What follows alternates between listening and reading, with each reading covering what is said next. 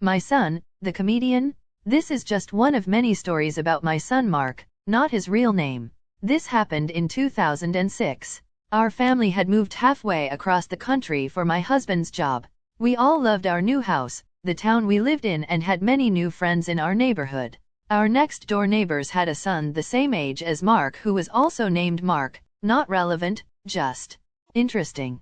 The boys were both 16 and Mark was a very accomplished skateboarder, and Mark really tried. He was getting a lot better, and they skated every day. One rule I had was that Mark always wear safety gear, helmet and wrist guards, at least, and he was told that if he didn't wear safety gear and hurt himself, I wasn't going to be super sympathetic.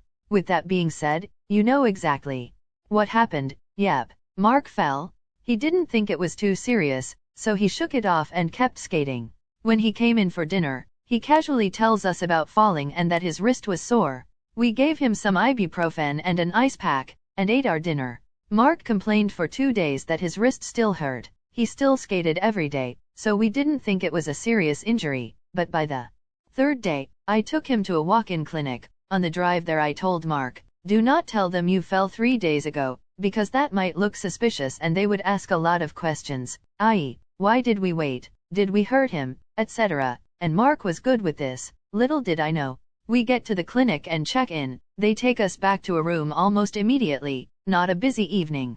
The doctor, female, is speaking to Mark and the nurse, female, is speaking with me. Usual questions from nurse, how old is Mark, any allergies, etc.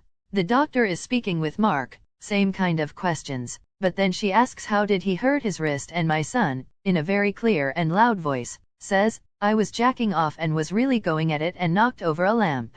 You could have heard a mosquito fart. It was so quiet at that point. I was so mortified that I blurted out, he fell skateboarding 3 days ago, and he wasn't wearing any pads.